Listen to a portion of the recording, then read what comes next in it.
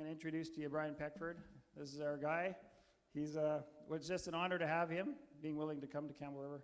And I'm going to let him tell you all about his testimony and what he's done for this country. And he's still fighting loud and strong. And can we just give him an applause?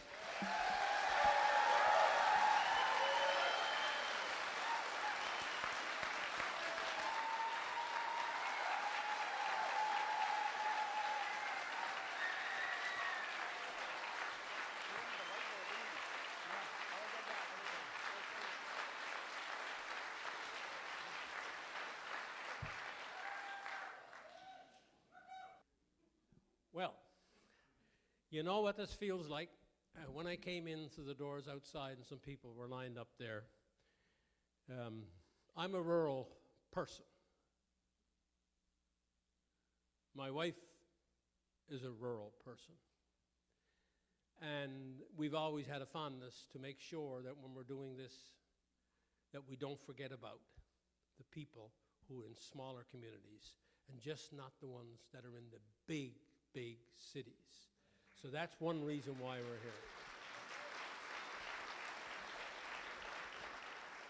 we're here. And I wouldn't be here tonight if it wasn't for Carol. There's two of us in this together now.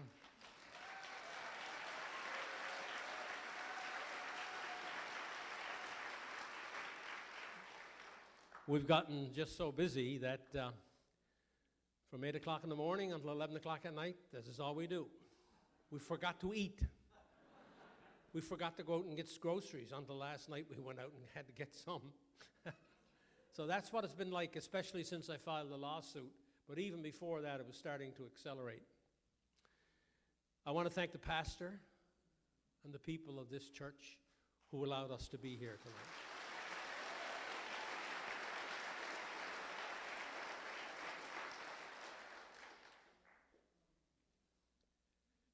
Very strange thing happened in the last several months. It almost seems like Christians and Eastern Europeans got a lot in common. They all seem to really understand. They all seem to really understand what we're talking about. And that's so magnificent. That is so magnificent. We went to a church in Victoria, our first time in Victoria. We were going to go down for that first rally. There was the Nuremberg Code rally before the one last week. And a group of people in Victoria heard I was coming down, or heard Carol and I were coming down, and said, look, can you come down a day earlier? Because, you know, we got a lot of people in, not right downtown Victoria, but in the environs of Victoria want to hear you and want to know something more about the Charter of Rights and Freedoms and the Constitution. And what happened was like something happened here tonight. They promised, they said, look, we know we've got a club of 150. We're going to have this church. And, you know, we'll guarantee 150 to that's fine, that's fine. I said, we'll come. So we went down a day earlier. We turned up at the church around the time we turned up at this church. And there was 400 outside the hall. Luckily, the church had 3 levels, and they only had this one main level open for the 150, the 200 that were going to turn up. So they had to open the top level and the bottom level and bring in screens to be able to beam my speech into the top and the bottom as well as in the middle. It was quite the evening and quite electric. People were very interested and very concerned. And that was a very accelerating experience for Carol and I. And so tonight is somewhat similar. I want to go through a bunch of stuff, and I know you will pay attention. I want to say at the outset that there's a lot of people around who will try to take you off your message. And I had today 3 or 4 emails out of the hundreds we get every 2 hours. And I highlight the ones that are going down rabbit holes because I want to get back to them immediately and say, uh-oh, another rabbit hole. Don't go down there. Here's why it is a rabbit hole. You know. Forget about the monarchy. Forget about Canada being a corporation and therefore not really a country. Forget about this order in council or that order in council. Most people don't even know what they're talking about. You stick with the issue at hand, okay? We are a country. We were formed in 1867, and we've survived up until now with some changes and some wars in between. So we have to stick to the message, because the big thing that the opposition want to be able to do is to take us off this message. And they're doing that a lot because they know they ain't taking me off the message.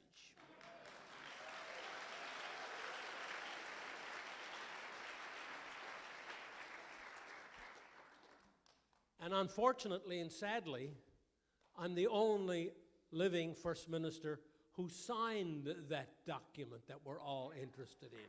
I'm still here.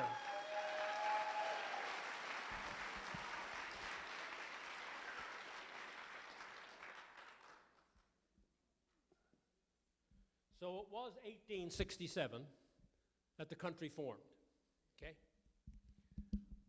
Formed from the British North America Act, okay, which was passed in the House of Parliaments in London, creating Canada, okay?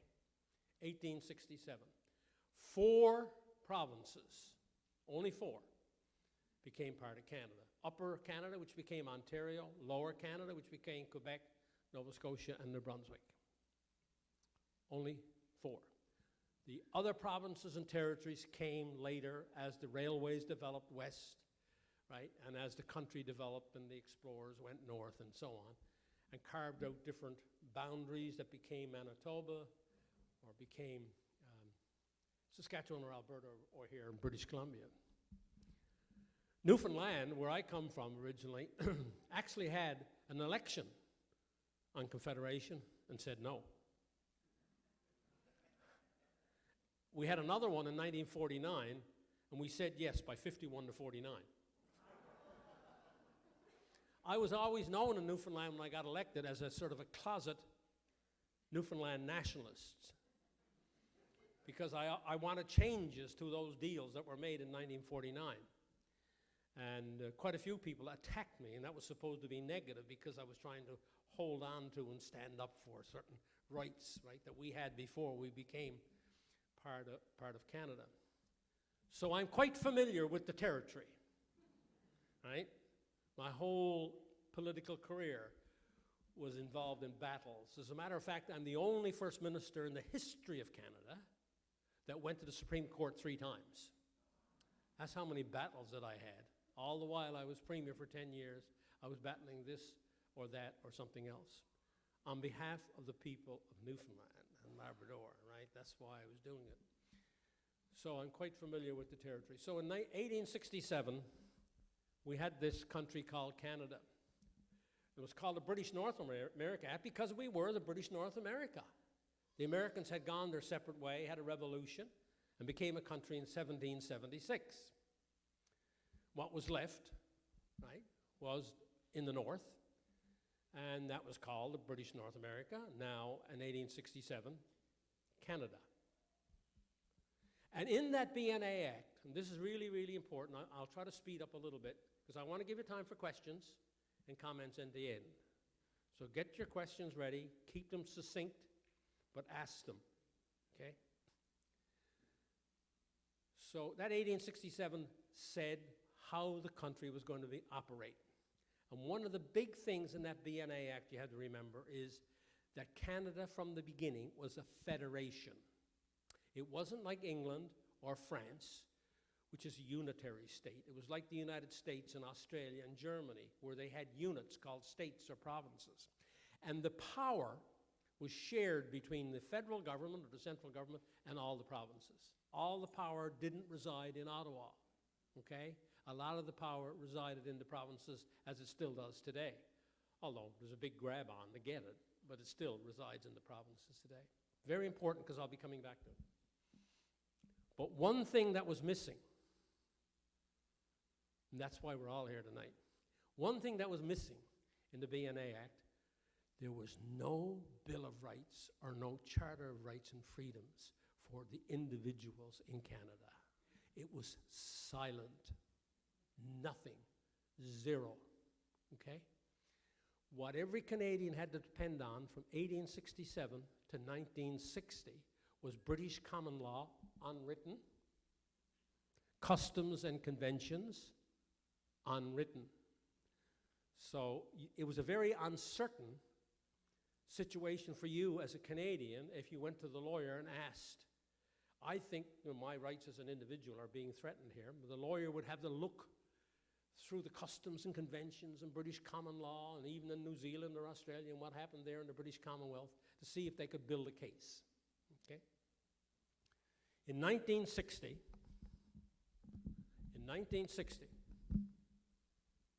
a man by the name of John Diefenbaker, some of you older people remember, he became Prime Minister of Canada. I remember him. I went to some of his speeches when I was a teenager, late teenagers. Okay? He became Prime Minister, and he passed in the Parliament of Canada the Bill of Rights. Okay? And that Bill of Rights contained a lot of the individual freedoms and rights we're talking about today. However, two big flaws in that. But we must give him credit. He did identify that individual rights and freedoms were very important and they should be in law. Okay? For that, he gets full credit. And he's not getting full credit even today by anybody in the history books. They forget all about him. Very important man in our history for that reason alone. Okay? But it only applied to federal jurisdiction. Remember when I said a few minutes ago? It's shared between the provinces and the federal government. So it's only where the federal government had jurisdiction or power did it apply. Therefore, it never applied to all Canadians. It applied to just some Canadians, okay? And number two, it was in the Parliament of Canada, and we know what the Parliament of Canada is like. They can change at a whim with the right political party in power, right? We've seen that in the last 5 or 6 years, big time, okay? So it was uncertain, insecure, and it didn't apply to all Canadians. And from 1960 to 1980, there was a great debate on, among scholars, among some politicians, what are we going to do to make that Bill of Rights apply to all Canadians and be away from the Parliament so it would be more difficult to change, so individuals could be certain that they could keep these individual rights and freedoms. And that led to the stuff that I was involved in, okay? That led to 1981, 1982. The deal was done in November 1981, put into the Parliament of Canada in 1982. And two big things that did. It brought the Constitution back from England to Canada, and we wouldn't have to deal with England anymore. Everything could be done in Canada, even changing our Constitution. So we were at last a sovereign nation, in not only in name, but in law and everything, okay? And the second thing it did was create a Charter of Rights and Freedoms, okay? And that is our history books, our schools, our universities have not paid enough attention to the importance that is to our nation. Have not. In the United States, as you and I know from all the television we see from the U.S., because we're, the mouse living next to the elephant, the mouse is always looking at the elephant, and that's what we do. They had a Bill of Rights in 1791. We didn't have one until 1982. Okay? So when you hear the Americans talking about, their constitutional rights to bear arms, constitutional right to free expression, free speech, and they do a lot of litigation, it's because they have had, and it's been in their schools, they have a sort of a cultural, a visceral kind of association with their rights. Right? We came later to the party, and it's not served us well, as we see now in the last 2 years. It has not served us well. That lack of understanding of it. I have friends who parted with me, and most of my family, and most of Carol's family. And they don't understand the difference between a federal law, a provincial law, a municipal law, and the Constitution. They are different, okay? They are completely different. The Constitution represents the permanent values of a nation. It's not signed by one parliament. It has to be signed by a majority of parliaments plus the federal government to become a constitutional measure. So in 1981-82, all the provinces except Quebec signed on, and the federal government, okay, to this. So it was constitutional, and it became the law of Canada, okay? But it was a tough slog. It wasn't easy. It took 17 months. You might only hear of those 3 days in November 1981 if you look up some stuff. And one of the things that's missing in history, that Justin Trudeau's daddy, who was prime minister at the time, came to the table and was to negotiate with us because you had to have the provinces involved because the powers were shared between the federal and provincial governments. Halfway through, a little over halfway through, he left the table and said, "You guys are just too..." What was that? I never got it. You got it. You got it.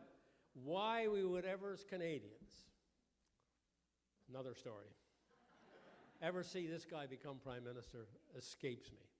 But in any case, now he's broken the law 5 times and he's still a prime minister. Anyway, he left the table and said we were too difficult to talk to, too difficult to negotiate with. And then he announced, to our everlasting surprise, he was going to do it on his own. I mean, familiar, isn't it? Going to do it on his own. And he did. He passed a law in the House of Commons saying he was going to unilaterally patriate the Constitution and others bring it home. And he was going to have his own version of the Charter of Rights and Freedoms. And Ontario and New Brunswick stayed with him. That's when the provinces split, 8-2. 8 against what he was doing, 2 stayed with him, Ontario and New Brunswick, to their everlasting shame. To their everlasting shame. And so we took Mr. Trudeau to court in 3 provinces, Newfoundland, Quebec, and Manitoba. And of course, we started to win these cases. So finally, the Supreme Court had to get involved because it had to get appealed to the Supreme Court for a final decision. And all the 3 came together into one case. Was what the Prime Minister of Canada doing constitutional or not? Okay. And I like to say in all my speeches, because you'll ring on to this one. In 1981, there were people on the courts who were friends of the law first, friends of the Prime Minister second. We don't know if that's true today. And in September 26, 1981, the Supreme Court of Canada, to their everlasting glory, said, what you were trying to do, my buddy Pierre Elliott Trudeau, is unconstitutional. You cannot do it. You got to go back and talk to the provinces.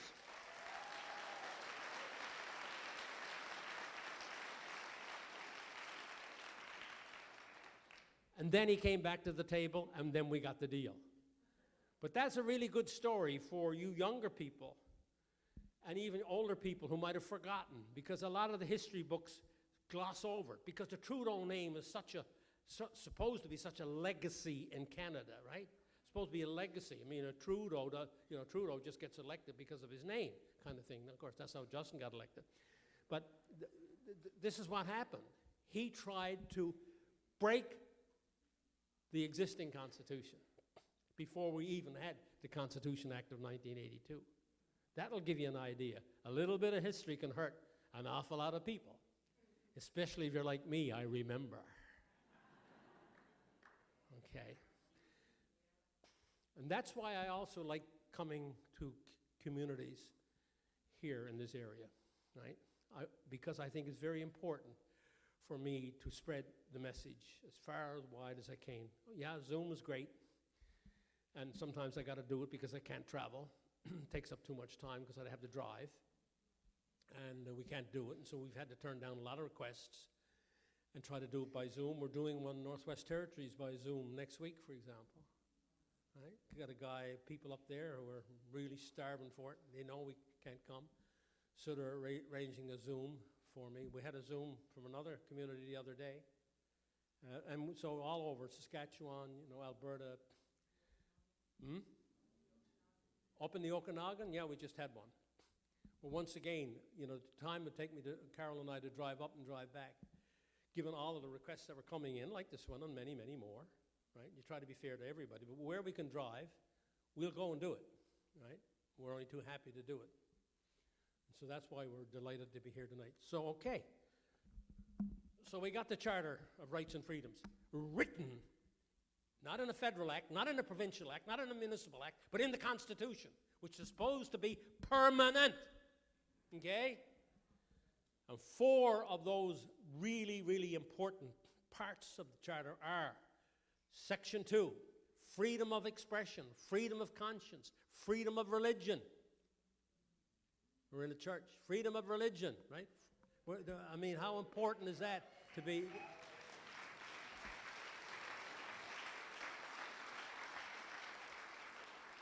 Remember what Voltaire said, I mightn't agree with you, but I'll fight to the death to defend your right to say it. And that's what it does with religion too, right? This pastor, this church, has a right to be, as an individual, right, and as an organization in this country, okay? Has a right to be, and has a right to express itself, has a right to what I'm coming to next, in that same Section 2. The freedom to assemble. What a novel concept.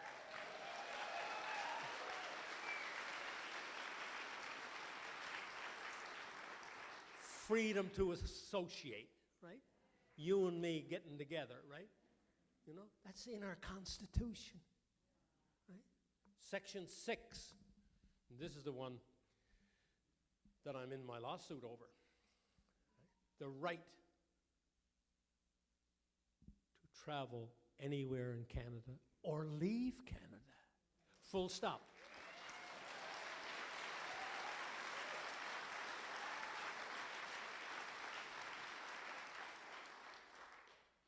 Not except you can't go by plane, not except you can't go by train, not except you can't go by boat. The right to travel anywhere in Canada or leave Canada, full stop. No conditions.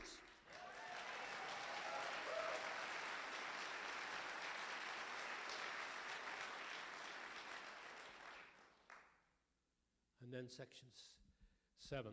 I love this one. The more I repeat it, and I've repeated it thousands of times in the last little while, the more I repeat it, the more I love it. I just love it. Every person in Canada has the right to life, liberty, and the security of the person. Leave my body alone.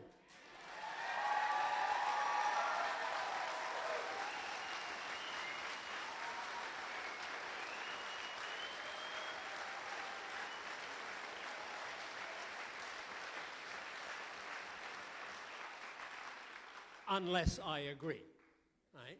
Leave my body alone. Security of the person. Could it be any clearer, ladies and gentlemen? Security of the person. My God, those are, right? Security of the person. 4 words, right? A grade 6 can understand that when you explain it to them or give it to them. That's how they would define it. It's not hard to define. And then, to really make it all together clear, in Section 15, we said, every person in Canada has the right to equality before the law. Everybody. Rich, poor, tall, short, people who live in Iqaluit, people who live in Niagara, people who live in Prince Rupert, people who live in Bonavista, people who live all over this country, equally, are to be treated equally before the law, okay? That's in Section 15.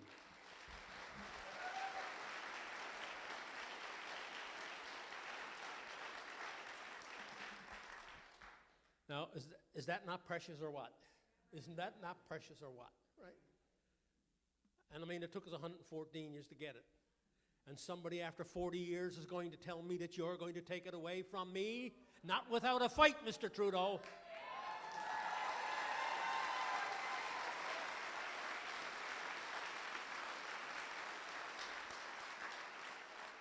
Not without a fight, Mr. Horgan, and all the rest of the premiers across the country. You're not going to take our freedoms and rights away from us, because we're going to stand up and oppose it.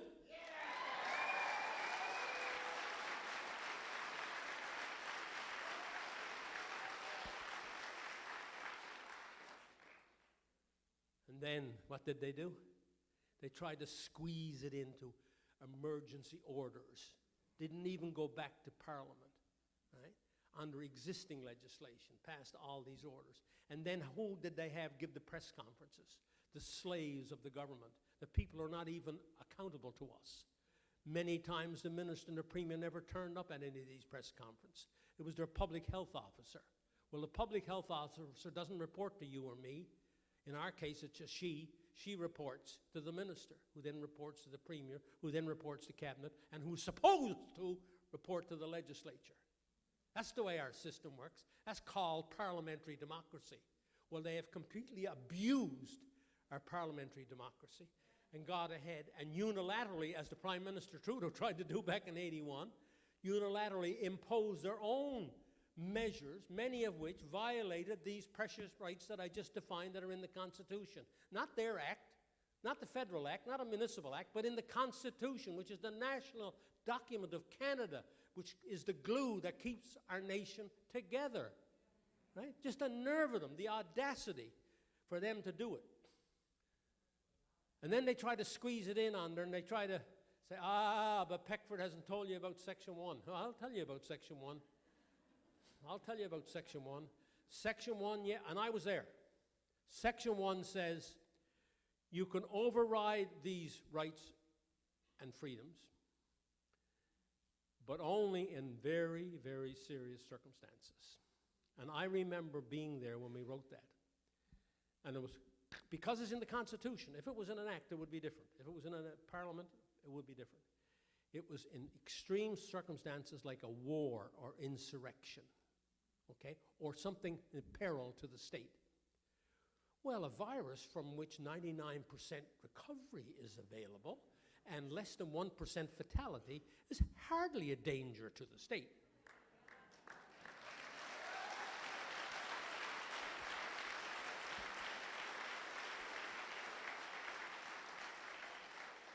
And of course, we know that the PCR tests are only 5% effective, and all those cases were like, what were they? Bluff, puffery, right? Puffery. And we don't, where did the flu go, right? Where did the flu go, right? Oh yeah, it's, you know, it's in some of those things that they call COVID now, right, you know? And so there's, you know, lies and lies and damn statistics all over the place, as Mark Twain once said. You know, they're all over the place. But don't deter me from Section 1. Brian, don't deter yourself from Section 1. And so I say to, and I argue, and these people won't argue with me, by the way. The group down in Victoria spent 3 weeks contacting the government of the British Columbia and said, Brian Peckford is coming down here to speak on the weekend, and he'll come down a day early and debate anybody in the legislature. All of you together, one or two at a time, whatever you want to do, Premier down, right, MLA up, on a neutral forum, he'll come and he'll debate you about the Charter Rights and Freedoms. Not one took up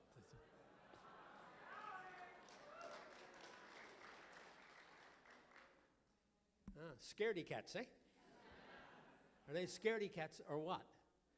The other thing I did about a month and a half ago was I had remembered, I had forgotten about it, and I woke up one morning and put my 2 feet on the floor, and Carol was wondering what was going on, and all of a sudden this came to my mind, oh my God, yeah. There is a provision in every law, in every province, which gives the Premier and the Cabinet the power to refer any matter that they have passed to their highest court to get a constitutional ruling. So guess what I did? I wrote all of the premiers. Okay. So every premier, every province has the power in their legislation today to refer any matter that they've passed in their cabinet or in their legislature directly to their highest court and get a constitutional ruling. In other words, to see whether this is constitutional or not. Okay? Not one of them took me up on that. Not one of them. Most of them didn't even answer me. Right? And it's there in legislation in every single province. They know it is. They couldn't challenge that. So there you go. They've been asked to debate, right? And they've been asked to refer their measures. So they'll see whether, in fact, they're constitutional or not. They wouldn't do that either. So in Section 1, even if Section 1 did apply, okay, here's the problem Prime Minister has and all the premiers. Before we're finished with the courts, we'll win this. There are 4 tests that you must meet, even when it's war and insurrection. That's how important the Constitution is over all the other legislation. This is how important it is. You still had to pass 4 tests in order to do what you want to do. First of all, you have to demonstrably justify what you're doing. And I remember when we were debating this, and a lot of us said, I think even Bill Bennett of British Columbia was with us on this. Good guy, by the way, and he had a really, really good constitutional scholar, and a guy by the name of Mel Smith, a great British Columbian, And all the dealings I ever had with Bill Bennett, they were always above board and decent. So I can't say anything but positive about Mr. Bennett, nor his constitutional advisor, who was fabulous, just unbelievable. And so I remember I was arguing over that, and we agreed unanimously it has to be demonstrably justified, just not justify. In other words, the government has to go out of its way to prove that what it's doing is really necessary, okay? Now, in my day as Premier, and if you go around the world in any parliamentary democracy anywhere, when a government has to prove something like that, it's usually called a cost-benefit analysis, right? You've all heard of it, cost-benefit analysis. Does the benefits of this measure that we're thinking about, the benefits outweigh the costs on the other side?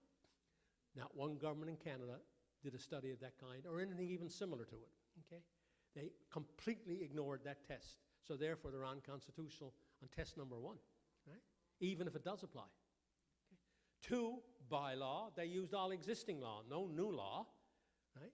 3, reasonable limits. Problem with reasonable limits in the governments is that every month or 2 they kept changing them. Goalposts kept changing. So where were the reasonable limits? And the 4th, it copper fastens it, is this one. All of those 3 have to be done within the context of a free and democratic society, which means open your parliament and let your parliaments debate this. Have a parliamentary committee. Let all sides come in, the experts, the experts from the Department of Health, the experts outside the Department of Health. And then the committee will make a report and recommend the way forward, right?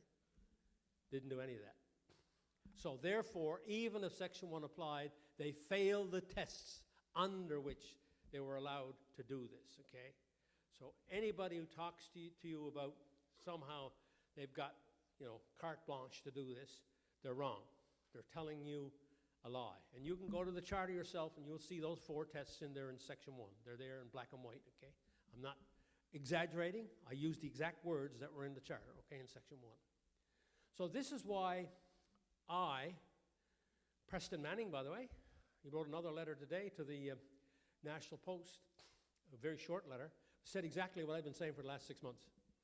Exactly. They can't do this. This is unconstitutional, right? And thankfully, thank you, Mr. Manning. I'm glad he did. I don't know how well he is or not, but Mr. Manning is to be thanked.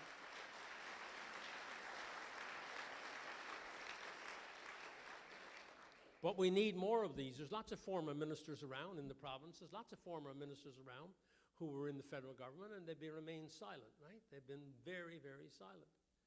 And it's very, very sad. It's extremely sad. And then you have the media.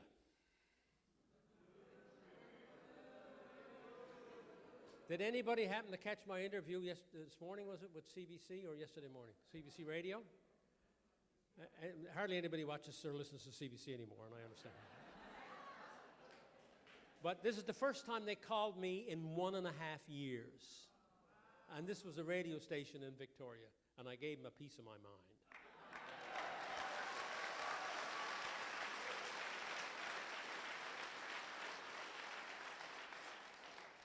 And a lady on Deadman wrote me right after she heard it. She said, all of my friends won't listen to CBC anymore. And she said, I don't either, only to see every now and then there might be a breakthrough like you this morning.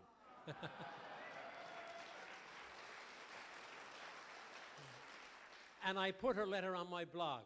My blog is peckford42.wordpress.com. If you want to follow me day by day, I'm okay. I put new things on there every day. peckford42.wordpress.com. A lot of people go in there. Guess how many went in today? 13,000. One day. In October, the month of October, I had over 1 million. My interview with Jordan Peterson is over 900,000 now.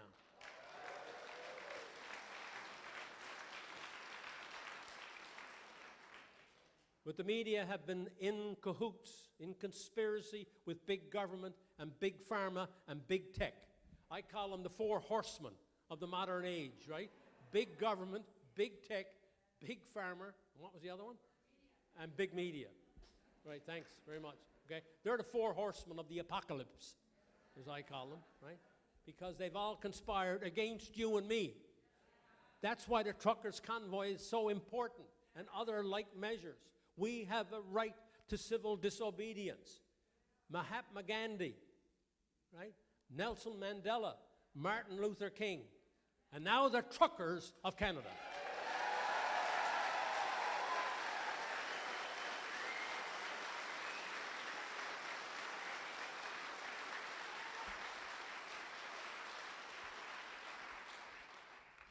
And that's why you're out tonight, and I'll tell you right now, nothing that makes me happier than to speak to an audience like this, to know that there are individuals, right, in this country and in my larger community on Vancouver Island who think the way I do. They know something's wrong. Right? They know something is rotten in the state of Denmark, as Shakespeare said in one of his plays. They know something is wrong. I used to teach Shakespeare years ago, by the way. I taught school for 4 or 5 years before I got into politics. I went to university. I had graduated in education and a major in English and history. Loved both of those.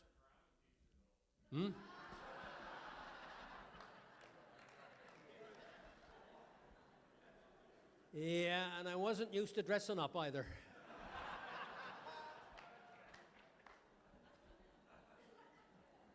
But that's not entirely true. In Newfoundland, I came out of Ireland and England years ago, we have the mummers. Some of you might have heard that Christmas time where we dress up and go knocking on doors and people have got to try to identify who we are. Usually they got to identify you before they let you in, and if you do, then you get a really good drink of screech. Right? I remember those days.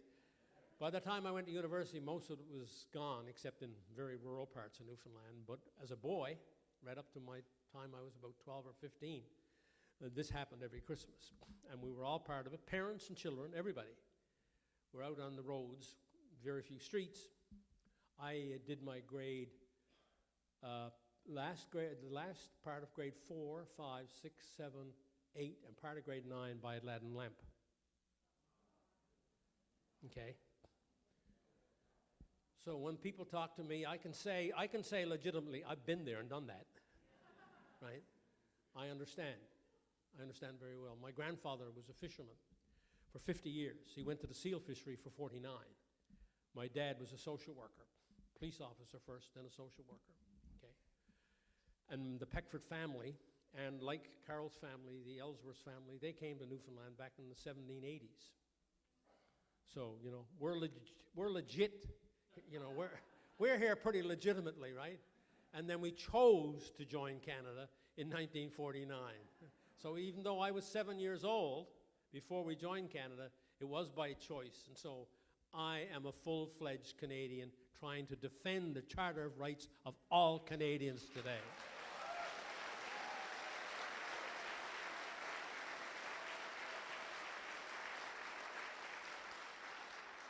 And now, ladies and gentlemen, as we move, by the way, you've heard of all the goings-on today. You know, I think I think it looks like a pattern to me. One of the things I was good at years ago at university, so I was told on the test that I took, was patterns. Could see patterns.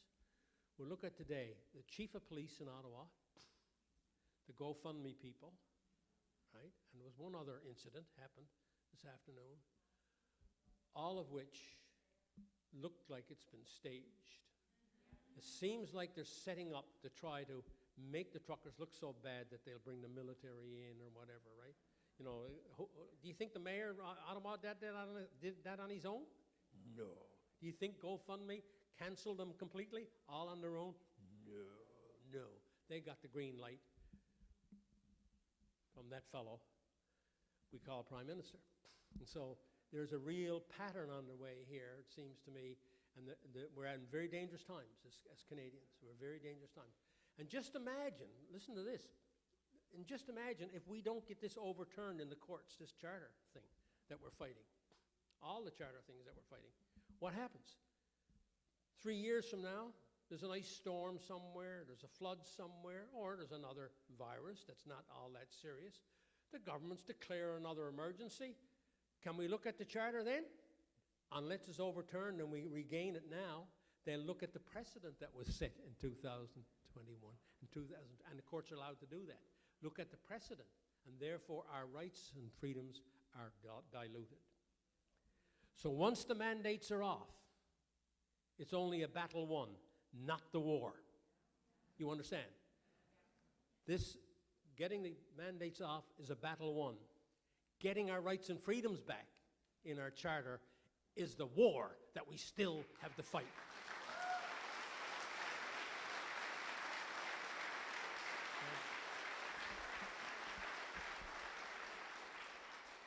That's why all of these freedom groups and other groups, whatever you're part of, are very important. Don't ever stop being part of those groups, right? Because this is a long, long haul we're in. We don't know how long it'll take my lawsuit to get to the court, but we went to the federal court. And we chose that deliberately because, and the travel ban under Section 6 of the Charter, because it applies to all Canadians, right? All Canadians, right? All Canadians are affected by the travel ban. You have family, you have friends, you have business, right? I've heard from them all. I had a business guy in Toronto, in Vancouver, who wanted to join my lawsuit. He said, I'll join it tomorrow, and whatever the price is, let me pay it. He said, I have an office in Toronto. And Wells here, and he said, I've got to get to that office, right? I've got employees there. So there are people coming out of the woodwork and suddenly seeing how it's affecting them, right? And so this is really important that the travel part of the Constitution has been violated, and it's one that affects all Canadians. The other thing with this lawsuit is that we applied directly to the federal court because it was a federal law. So all of the other provincial mandates, which have to be challenged, take longer because they got to go to the provincial courts too, two provincial courts before they go to the Supreme Court of Canada. We only got one step from the federal court to the Supreme Court of Canada, okay? So that might make it quicker, okay? And if we can make this stick, then the others will fall. The others will fall, right? Because if you're violating the Constitution,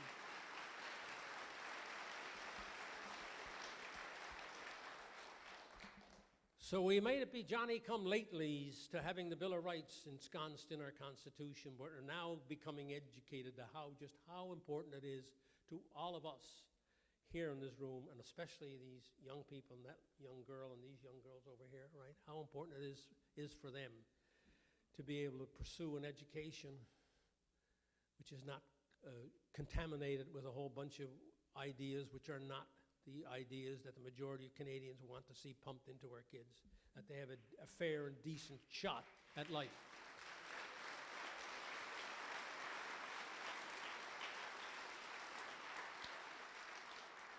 Never thought in my wildest dreams 3 years ago that I'd be here standing on this stage doing this. But as you can tell, I relish it.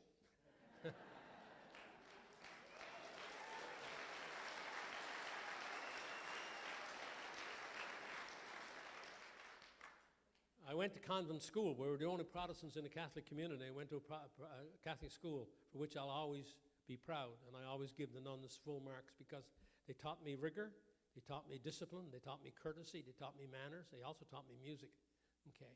They were very good people who taught those kinds of principles. A lot of those principles are lost in the school systems today.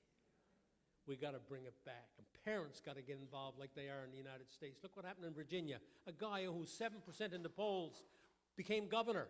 And his first action was, parents are going to have to say in all the curriculum in the state of Virginia.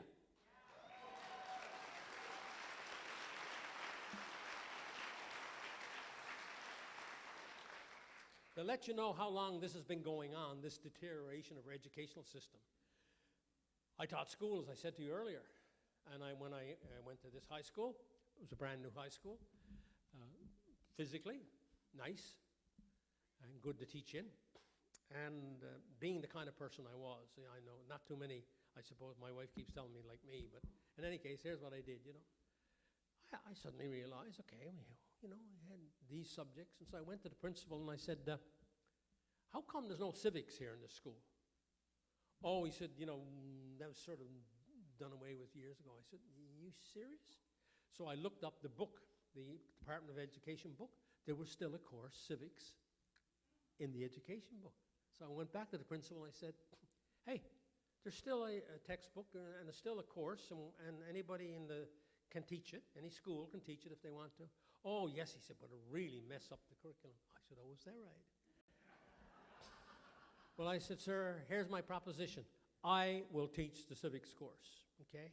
And I'm going to apply for it. And unless you disagree, I'm applying as a teacher of this school with your endorsement and that of the vice principal.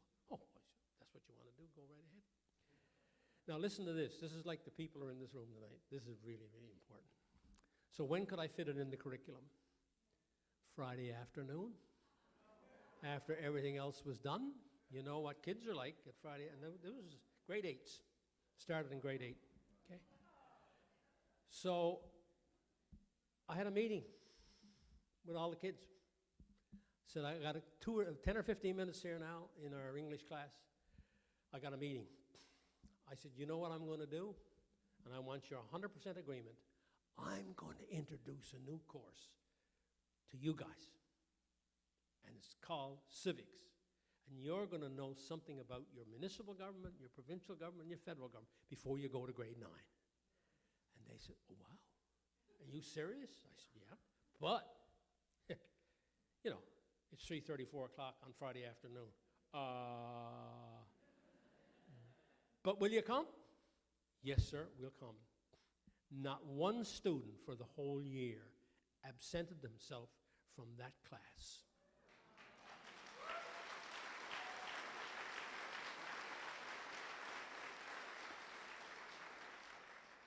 Years later, I had kids come up to me who I didn't even recognize and tap me on the back and say, Mr. Peckford, I remember that civics class.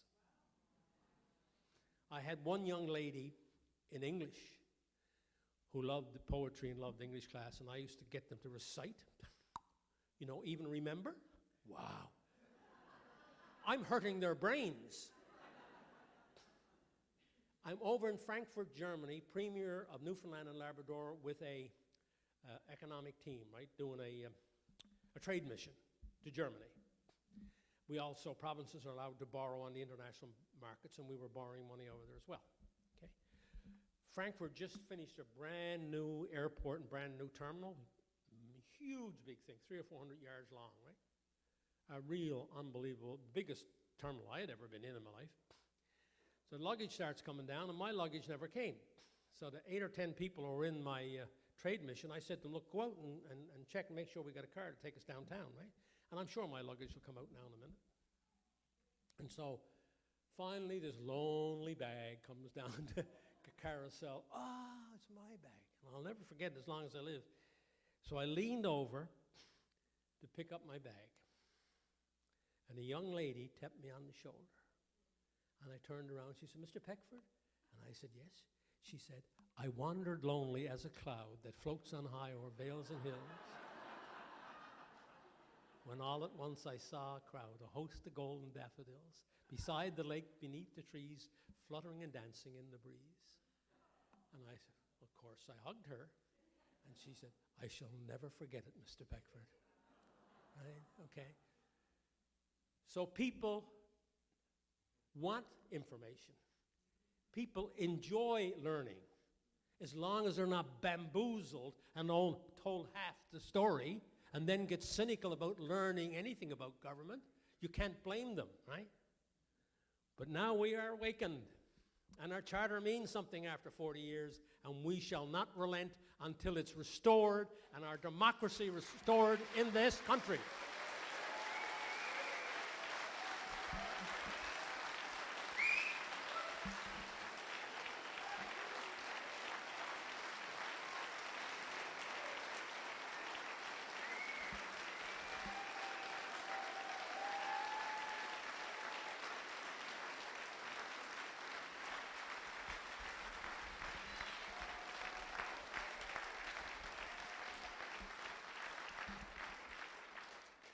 So say to all your friends, we're not going away.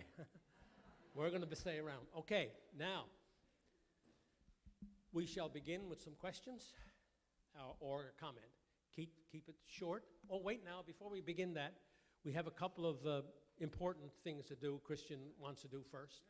But don't forget, we'll get to the questions, okay? But Christian has the mic. Thank you. Thank you. Thank you, Brian.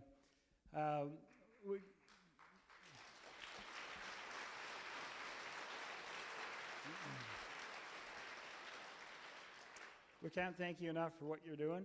You're empowering us, you're encouraging us, and you're creating a culture to battle and stand against our overreaching government. So we cannot thank you enough for that. Yeah. Okay? Thank you. So on behalf of,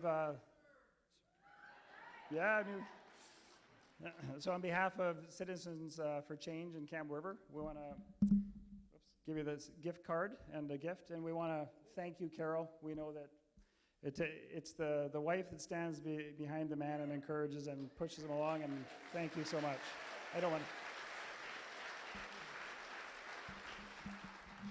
I was getting a bit worried because he was talking to Carol more than he was talking to me.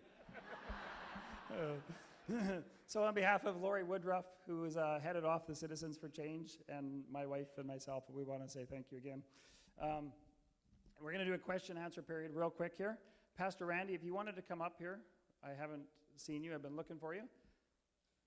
There he is. So Pastor Randy is, yes.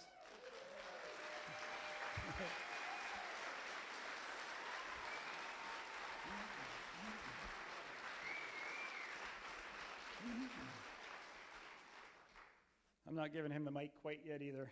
So, Pastor Randy, I go to this church, and we're part of the what we do Sunday mornings here, and the community. It's just amazing. So you're all invited Sunday mornings, and you know what? They have stood ground. They have practiced the charter, the Canadian Charter, rights of freedom, and they've stood on it. And I just can't. If I could just say thank you to this church, the board. They are there for us to have our meetings. And they've empowered us. And I just can't thank Pastor Randy enough. But he's agreed to come up here. And we just want the Lord, we want the blessing of our Savior to go before him. And we did talk to Brian Peckford about this to get his good with it. And so we're just so excited to have Pastor Randy pray for Brian. And thank you, Randy.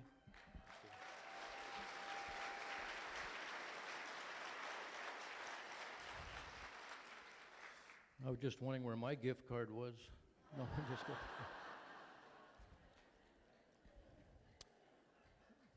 I'm glad to see that the Charter of Rights at the very beginning talks about the supremacy of God and how important that is. And I forgot it. I'll talk about it in a few minutes. Okay.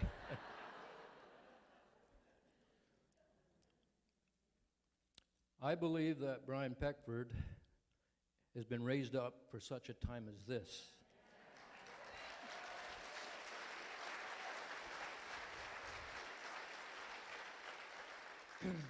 And it's unfortunate he can't find bigger venues, but we're glad that you were able to crowd in here and like sardines. And it's a real privilege to have our friend here, Brian Peckford, and come and to share with us.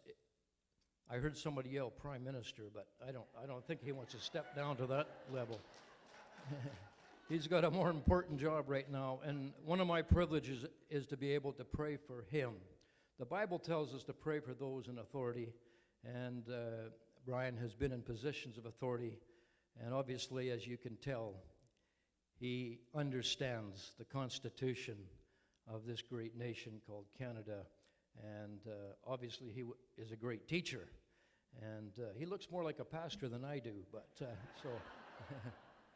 So I want to pray, and I want to ask those of you that believe in prayer to pray with me, and we're going to pray for a brother today. Father, I just thank you for Brian, and I heard that he was brought up in Catholic school, and he was taught, I'm sure, the Word of God there, and many great principles and values. And I'm praying, God, that you'll keep your hand upon him and his wife, keep them safe, Lord God, and give them open doors, Lord God. You can't travel except by car, but God, I read somewhere in the Bible that Philip was able to travel without a car or without a plane. And I pray, Lord, you'll get him to wherever he has to go, and that this voice will be heard, and what he has to share will get out to the nation of Canada. And I pray there will be many more freedom warriors, Lord Jesus, people that will speak for truth. And that's why we have him here in this church, because we believe in truth. All truth comes from God. And we just thank you, Lord God, for our brother. Keep him healthy, keep his wife healthy, and continue to use him mightily. I ask this in the name of Jesus. Amen. Amen. Bless you.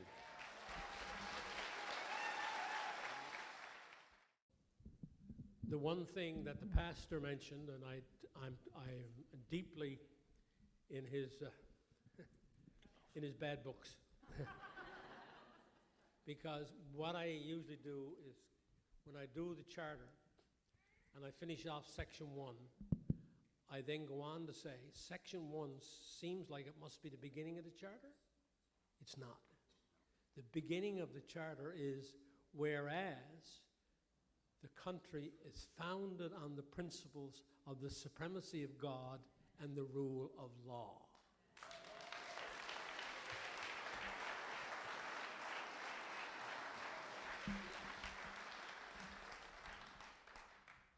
All right. Does anybody have a question? I'll start over here.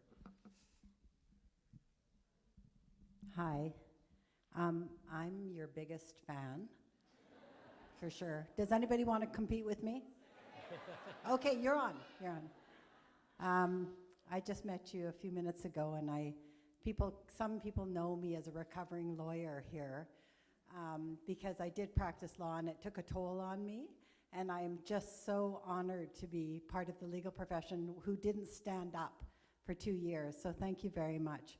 My question actually is a question that I saw you in Parksville, and it was the most important takeaway for me, and you didn't mention it, and I'm sure a lot of people here are interested in it. And that is, what do we do? And you said 3 specific things, and I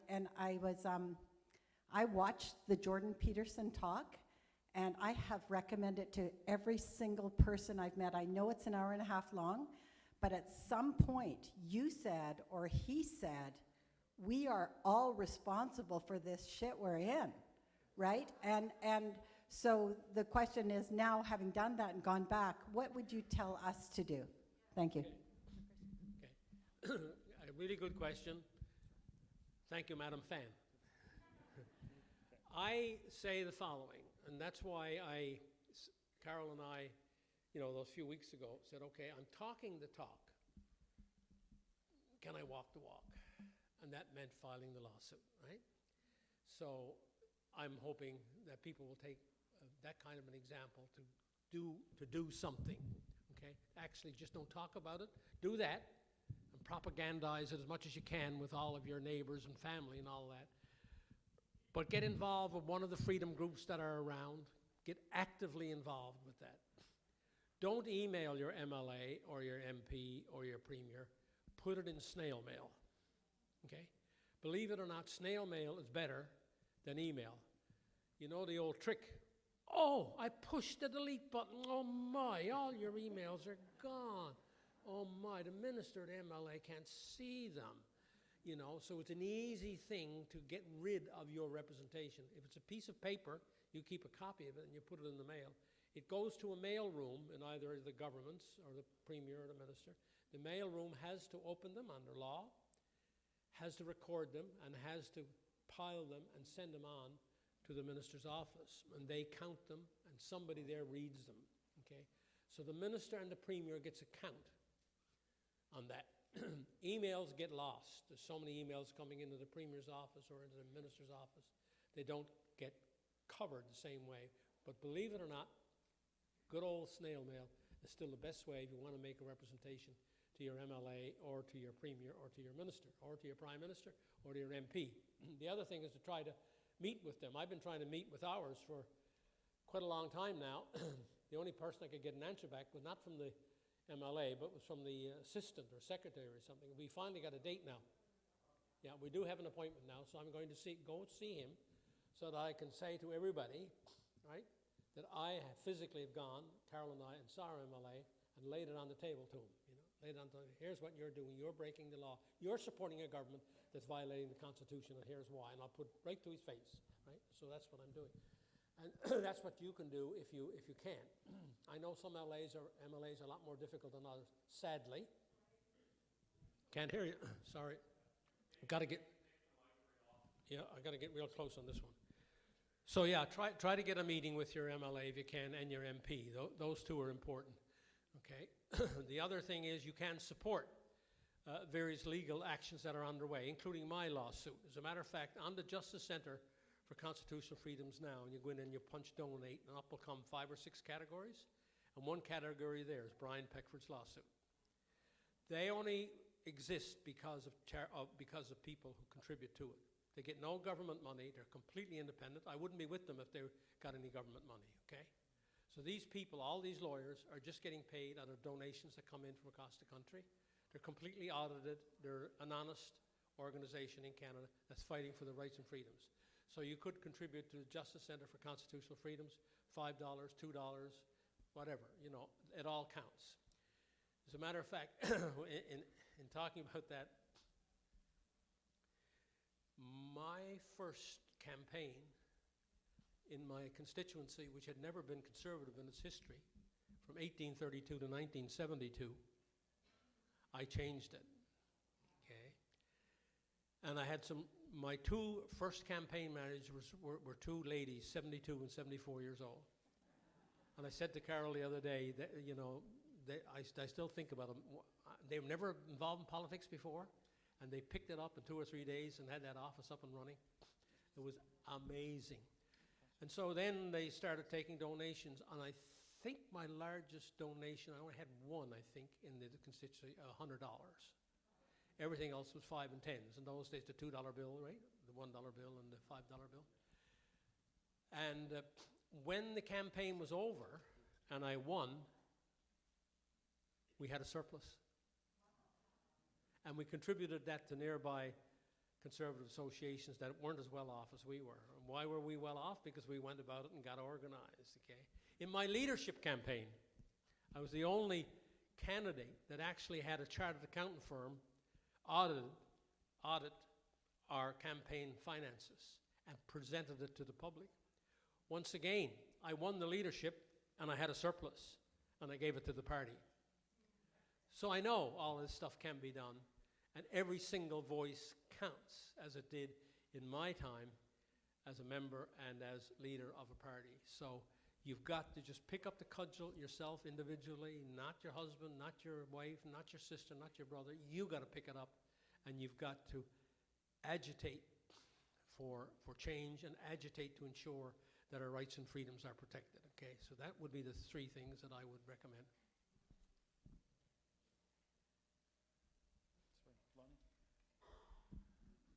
The Notwithstanding Clause, could you speak to that, and if there are any strategic opportunities for us to put pressure on the provinces? In the Constitution, is there a Notwithstanding Clause there? Yeah, so I just wondered if there was any opportunities for us there. If you could just speak to us and educate us on that a little bit. Yes. Most government, there's a Notwithstanding Clause which says that if a government, because it has a unique situation in their province, which is different than others, they can, if they can justify it, go to their parliament and bring in a program which overrides some of those rights and freedoms for 5 years, and only 5 years, and then it would have to be renewed back in parliament again. So it's not a carte blanche. No government has used it in this situation because they know if they went to parliament it would get turned down. Okay? The notwithstanding clause has not been used that often, but the reason why it was put in there in the beginning was because of what Mr. Trudeau did. We couldn't trust the federal government, and so we wanted an out. Okay, that's the reason why it got in there.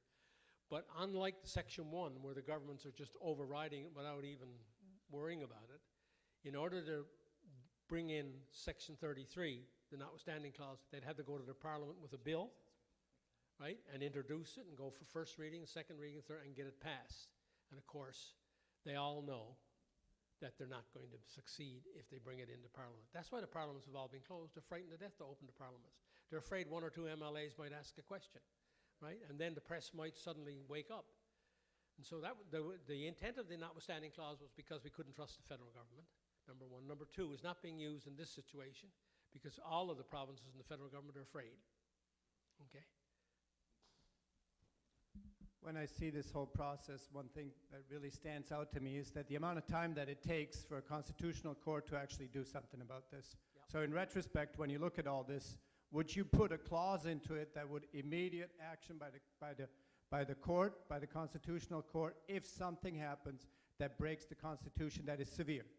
Okay. That was my first question. And the second question is that if Mr. Trudeau and all these other people that are governors all over the world are doing this consciously, there should be something, and the same question, there should be something that holds them accountable in a criminal way. Because this is criminal, like any one of us knows.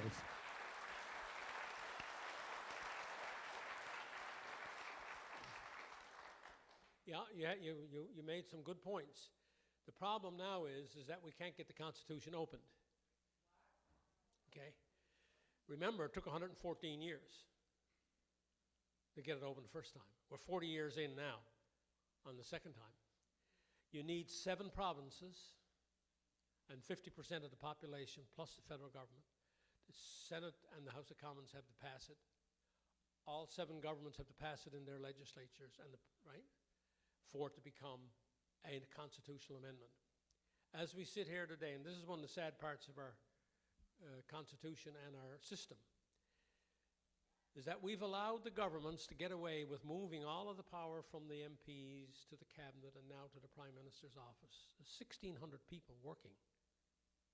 He's got 7,000 deputy ministers and assistant deputy ministers besides, but he's got directly reporting to Justin Trudeau is 1,600 people. He doesn't need 1/10 of that because he's got his deputy ministers and his assistant deputy ministers, all that he appoints, right? So what we have is what shall I call it, almost like a dictatorship or a presidential system without a shot being fired, okay? MPs are just social workers today, okay? Now, what I want, so whilst I agree with you, and I don't know if you would get a majority of provinces to agree to it, all of this was talked about in those 17 months. This was the bargain that was struck. This is the best we could get at the time, okay?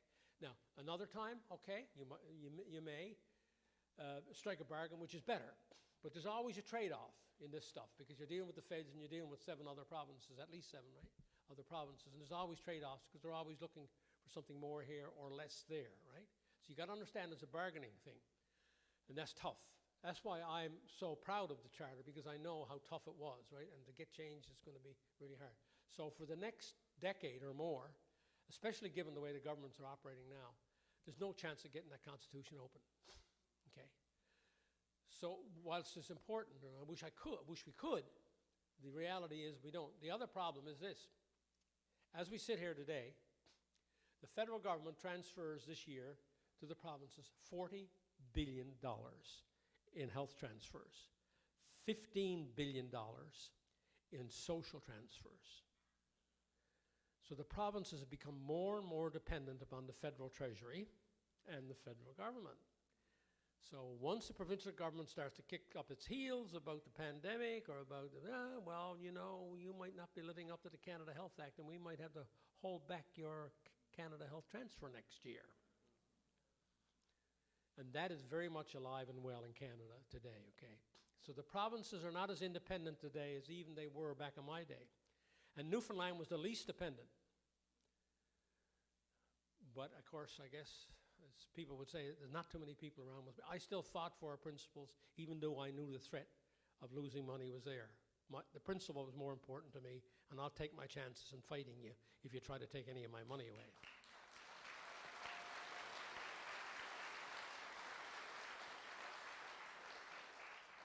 Okay? So there's the dilemma, sir, that we face, okay? So that's why it's so important to fight the charter we have, because it's the only thing we have, and we're not going to get anything more in the near future, unfortunately. I wish we could. So the other problem is, besides the 40 billion and the 15 billion, 5 of the provinces are have-not provinces, and they get extra equalization. So where is the 7 going to come from? They're going to want any change. They got it too good as they got now. Who are the have-not provinces right now in the country? Nova Scotia, New Brunswick, PEI, Quebec, the biggest one, billions and billions in equalization every year, right? Ontario is quivering, it's now a have province. Manitoba is a have-not province. Saskatchewan is teetering. Alberta is still a have province, and BC is a have province. There was a time since I came to BC when it went into a have-not status for a couple of years. So who's going to want changes even to the equalization form, which should be changed? Okay, which should be changed, as Alberta keeps arguing, and they're right, it should be changed. So we don't have, because of the way Confederation has evolved, enough horses anymore to make the changes needed to have a really sensible Confederation again, like the BNAX said we should have, okay?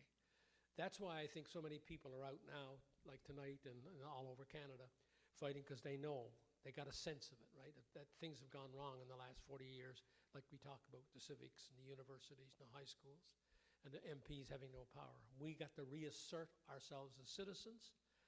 And I said the other night, you know, the first thing you could do, besides the things I talked about, is in Campbell River and in Courtenay and in Comox, all of these communities of any size, just demand of your MLA and your MP a meeting every 90 days. What have you done for me in the last 90 days? What is your plan for the next 90? Right? And right, watch them shimmer and shake, right?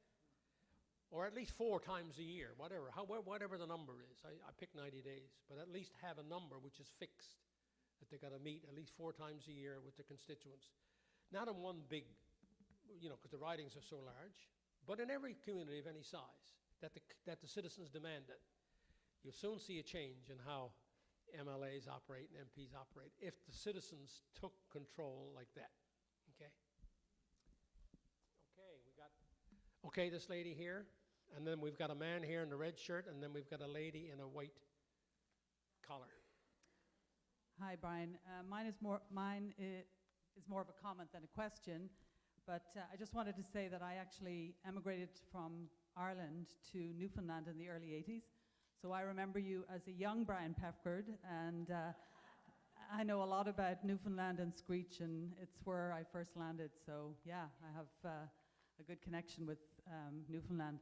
But you know, somebody made a comment about what we can do. And actually today is the birth date of Rosa Parks, believe it or not.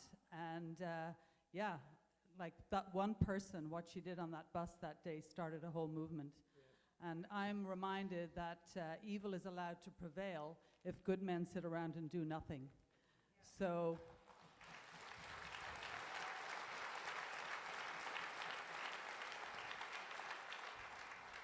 So I think we all have a part to play in this. I actually got involved with Action for Canada. I'm the chapter leader now for the Valley. And yeah, I just want to put in a plug for Action for Canada because I think they're doing amazing work right now, you know, trying to fight for freedom.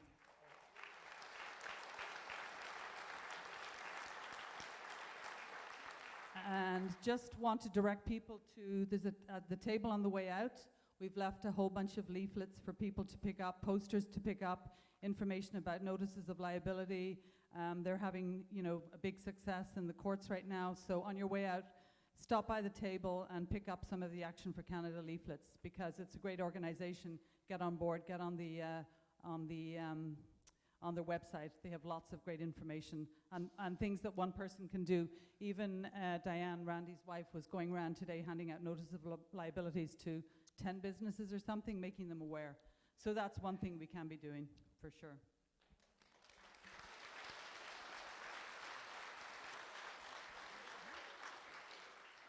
I've got to go with the man. He's had his hand up right from the beginning, but we'll come back to you, sir. Okay, the man in the red shirt.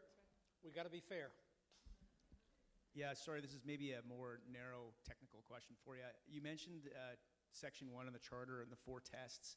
Has Section 1 ever been invoked by the government, and has it ever been through the courts to see if those 4 tests have been met? Good question. And sorry, one more follow-up question if I can. Your case, if I understand it, is under Section 6, correct? Partly. It's under other sections as well, life, liberty, and so on. Oh, okay. But the primary one is 6 because it's mobility. But also, life, liberty, my liberty is being, restricted because I can't travel and do the things that I should be able to do as a normal citizen, right? Equality before the law. I'm not being treated equally in my travel. So all of those sections apply, including Section 6. Right, so if you are successful in your case, do all the measures also fall, not just the ones that you're specifically Exactly. challenging? Yeah. Exactly. But your first part of your question was? Has Section 1 ever been invoked? In 1986, there was a case called the Oates test, or it was a case by a young man who went to the court because he was charged with possessing marijuana, and he was also charged with trafficking in marijuana, and he invoked his charter rights as related to that he was not doing anything with it. He wasn't trafficking in it at all. He admitted that he possessed it, but that he wasn't trafficking in it, and they were infringing upon his rights as a Canadian under the charter. And the judge in that case had to look at Section 1. And lo and behold, in the 2 court cases we've heard so far, one in BC and one in Manitoba, by the way, in lower courts. Anybody who tells you it's all over because the courts have ruled, they don't know what they're talking about, okay? There's a lower court in BC and a lower court in Manitoba. It's got to go to the Court of Appeal in both cases, okay? Not one of those judges mentioned the Oates test, even though it was established by the Supreme Court of Canada.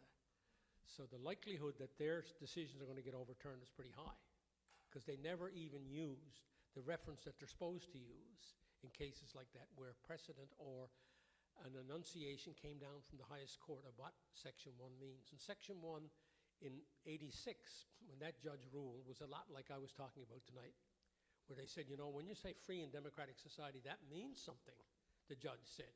This is really important, and you've got to go, and the onus is on you, government, to prove that you really need to do this. So it had all kinds of comments in there like the ones I'm talking about. So that's why we're also somewhat optimistic. The other thing is, as the pastor mentioned, and I should have mentioned earlier, is that none of them mention the supremacy of God or the rule of law. And those are the 2 principles that are supposed to guide the charter. Okay? So there you have it. Lady? Yes, lady? Yeah, you? Yeah. Thank you. When I heard you talking about Section 1 and you were saying whether it be war or whether it be an insurrection or what we're talking about, the big C, the con, I just wanted to know that with the insurrection, with what we're seeing with the truckers going on in Ottawa, is there any way with what we see with the 4 horsemen saying that the convoy, they're terrorists, they're, whatever, could it get to that point where they're saying this is an insurrection? And at that point, what happens to our rights? Exactly. Excellent question. And that's where we're going, and that's where the government is trying to lead us right now with these forward-looking and, potential comments that the mayor of Ottawa is making and the chief of police is making. They're trying to set up a circumstance where they think then Section 1 would apply, okay? They're trying to set up that circumstance. That's why when my lawyer called me 4 days ago and said, Brian, look, I know I'm your lead counsel. I know, 3 or 4 other lawyers involved, but I'm your lead counsel. But I've got to go to Ottawa, but I can't go there unless you agree. Right? We got to make sure we're ready for what comes down the pipe from the federal government, because we're scared that they're going to start to use certain things like you just talked about. So that's why the lawyers are in Ottawa today, so we can combat that before it gets out of hand. Okay?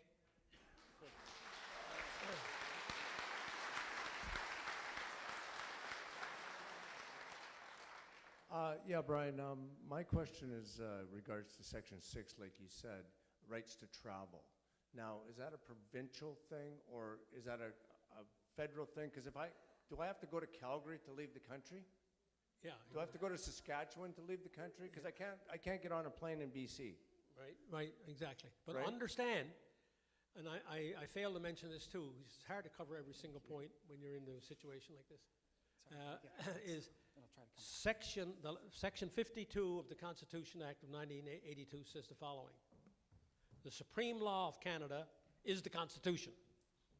The supreme law of Canada, therefore, is the Charter of Rights and Freedoms. So any individual right or freedom that's infringed upon, right, of the Charter, takes precedence over any federal law, any provincial law, any municipal law, okay?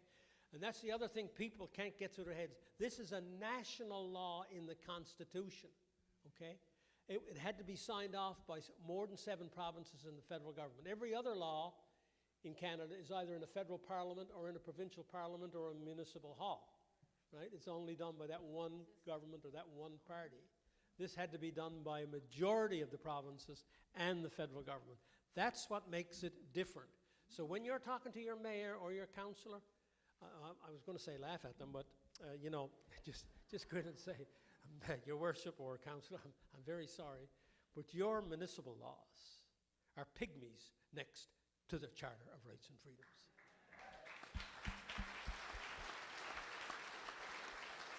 Okay. I just have one more question. I think it might be actually a good way to end the question period. I see a lot of really younger people here, and I'm really inspired by that. And I'd like to know from you how, I know this may have affected a lot of people, as it affected me and my sister and my family personally. How do you inspire younger people to understand the importance of the Charter and to understand that we're all fighting for things that they don't even completely understand? Well, by being here tonight is one way they can help understand it. They got to keep asking questions. Go in on the internet and go to the Constitution Act 1982. Go down to the Charter. Read it for yourself, right? The younger ones that are resistant and they're against us and against the actual, there's no easy answer to that. The parents, the friends, and so on who understand it have got to spend perhaps time trying to explain it to them over time. But it's not easy. All of this is not easy. We're into a big battle here. We're into a big war. And the more we can do, because if we don't change it now, the schools will remain the same, right? The curriculum will remain the same, and they won't learn anything about the Charter. It'll become an ancient, archaic piece of document, right? And that's exactly why we're here, and that's exactly what we're all standing for. Exactly. So we appreciate everything that you're doing for us, and can't thank you enough. Yeah, and that's why I come to places like here, is because I want to make sure they understand the history of it. You got to give it context, right? Nothing is alone, right? No man is an island, John Donne said years ago. You got to give it context, especially historical context, so you understand. There was no Charter of Rights and Freedoms from 1867 to 1960 written down. None. Zero. So we're new at the game. Thanks for coming, eh? So from that point of view, we're new at the game. And then our educational system really let us down, right? My question is there, and if there is not, and should there be more action taken to reform the education system and make people like me and most of your children aware of these charters of rights? No question.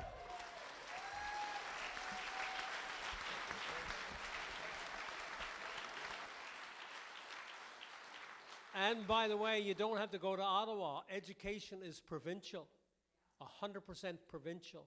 So all you got to do is to go to your school board meetings and get all your people elected and take over these school board meetings like they did in the United States.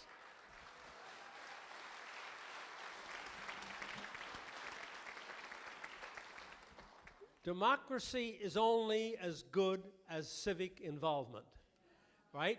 If civic involvement is high, democracy is high. If civic involvement is low, democracy is low.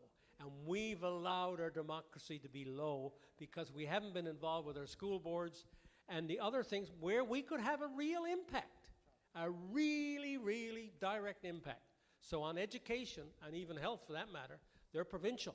They're under the province. Province has complete power. It has complete power over the municipalities too, by the way.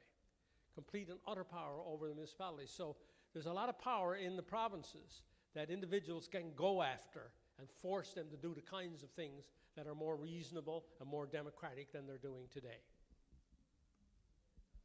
Sorry, just one sec. We'll get the mic because it doesn't get recorded if we don't have the mic. If that's Okay. If this gentleman can go first. Thanks. Just wanted to ask you a question. It's a privilege actually to be in the position of listening to a charter founder and signatory. The question is, knowing what you know over the last 40 years, seeing what you've seen as an original signatory, where do you see the Canadian people, all other things being equal, the most vulnerable given the present cultural trends? What people in Canada are most vulnerable? Where are we vulnerable if things don't change? Right here in this room. All of the ordinary common people of Canada have most to lose in all this. The elites will dominate the day, and we've got to be real careful of technology.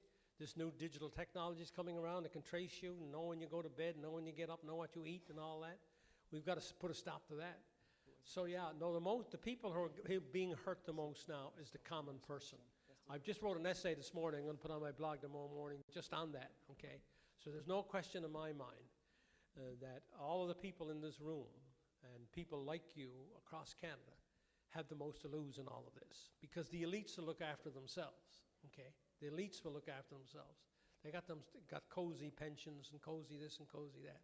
Hey. The people have got to get out and work every day and make a living, right? And meet a payroll, right? Or plow the ground or dig a hole in the ground for a mine or whatever, or cut a tree or in a mill.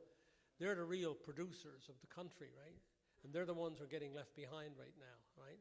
And so we've got to rise up as small-time Canadians, but equal to all those big-time Canadians. We're equal to them, and we've got to force that upon them. But it can start at the school board level, as happened in Virginia and down in Florida. Look at Governor, imagine if we had one premier that was like Governor DeSantis today.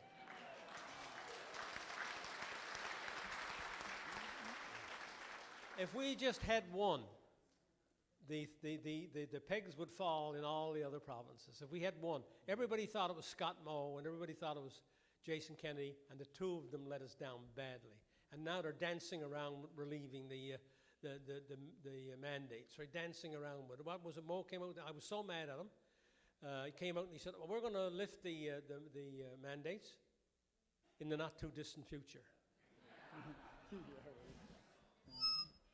Does he think I'm a fool? Does he think the people of Canada are fools?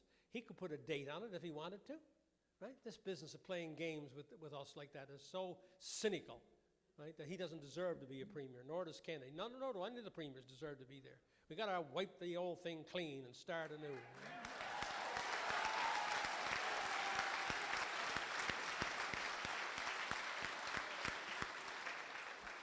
Hey, I want to ask Carol, have I forgotten anything now? A website. Somebody said you had a website. Yeah. Oh yes, I got 2 books to show you. Peckford, the number 4, the number 2, .wordpress.com. Peckford42.wordpress.com. That's my website or my blog, okay? And there's always something new in there every day from all over the world as well as in Canada, okay? And I write a lot of stuff there myself, you know, like in 10 minutes, right? Because I got no time. Yeah, it's not a website, it's a blog where I put articles and write myself, right? Yeah, okay. Anything else? Sorry, I'm actually from Newfoundland also. My nan is from Whitburn, Brian. Just as a little side note to my question here. So You're from Whitburn? No, my nan is. I'm from Grand Falls and grew up in Corner Brook. Okay. Well, I was born in Whitburn.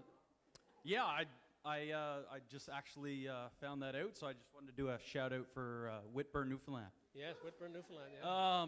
Just my question is, your lawsuit that's going to the federal court, how confident are you that the judge that will review it is of actual sound mind like everybody here? I'm completely genuine in that question because this is, like you said in the Jordan Peterson interview, this could be his biggest decision of his judicial life. No question, and I know you're being serious, and everybody in the room would like to ask that same question, I know. I mean, there's no question, because we've had the judiciary, as I said earlier, the friends of the law first, back in '81. We don't know if they're friends of the law first anymore. The law schools, like the high schools, have been contaminated with all kinds of weird and wonderful theories, right? And so they have not been interpreting the law as written. They've been creating their own law, and all they're supposed to do is interpret it, existing laws. So how confident am I? One of the things they tried to do, the lawyers in this, and we talked about this a lot. Ezra Levant brought it up yesterday, the day before. I did a 60-minute interview with him. We went through the lawsuit clause by clause. And he's a lawyer, of course, by training. And one of the things that impressed him was the laser beam approach that we took. You got to zero right in on one point, okay?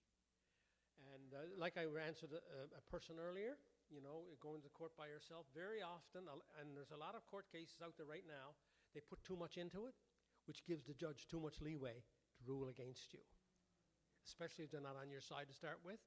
So what you got to do is force them, by not having anything extraneous in there, to deal with what you said. No, Your Honor, you didn't deal with what I said, right? And you will be legitimate in getting up and making that then, okay? And so lawyers have learned over the last year or so on that you just can't put a pack of stuff in there, right? You've got to go after one section, then let the other sections come behind it as backup, right? And you got to zero. And the other part we zeroed in on was this.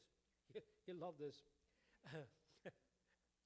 The federal government made a huge mistake on this one because they used the Aeronautics Act to do this. And everybody's often wondering, why did they use the Aeronautics Act? Because the Aeronautics Act says this act is intended to make sure the plane got wheels on it, that the plane got an engine in it, that the plane got 2 wings or whatever is needed for it to fly, and that the plane is safe.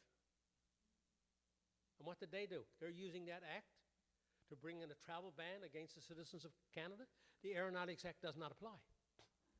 It's what they call ultra vires, right? As the lawyers might remember. It's ultra vires. So we think we got a really good argument on that Aeronautics Act not even applying, because there's no words there which gives them any leeway to extend it beyond the safety of the aircraft, okay? And then two, of course, we got all of our charter challenges backing that up. And there's laser beam right in on that. And that's what you have to do in a court of law, sadly.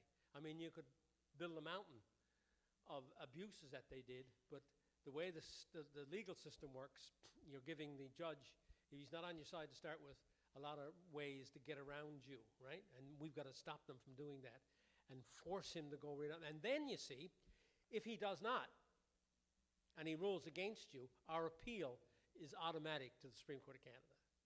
We know that, right? That's the other thing you got to always watch out to in a legal lawsuit, to make sure what you're doing is appealable. If they turn you down, that you're going to have grounds for appeal.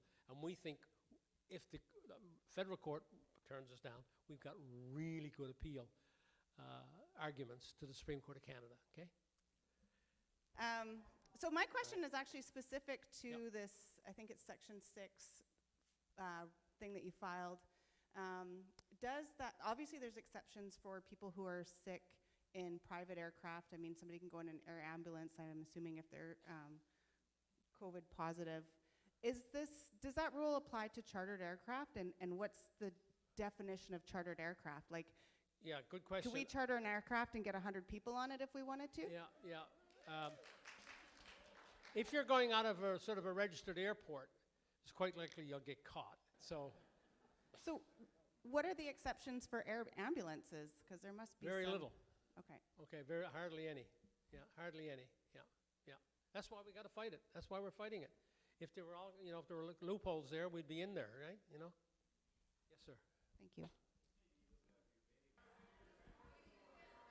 Okay, this may be a little bit out of your bailiwick, but there's all kinds of talk about Fulmic Reiner in Europe taking all these characters to task, and I don't know how much you would know about that, but that's what I'm curious. Yeah, I've been about. watching that real close, and I've read all of his stuff. I'm very familiar with it. He's now filed, him and his cohorts, in the International Court of Justice. I don't know the rules of the International Court of Justice, so I can't comment upon, how much they'll take that apart, whether he's packed too much in there rather than going, like what I was talking about earlier, more laser beam. The International Court of Justice decisions have a general, influence upon other nation states, but it's not applicable directly to nation states, right? So, but it would have an influence upon, the jurisprudence of the world, right? And how judges they take a look at that, right? But the court is not bound in Canada or bound in the United States by what the International Court rules. How long that will be there? It could be a long, long time, right? Now, I've got to say two things before we're going. Carol reminded me, I'm chairman, talk about another organization, says I got enough organizations all right. I'm chairman of an organization that's down helping to organize the truckers' convoy called Taking Back Your Freedoms.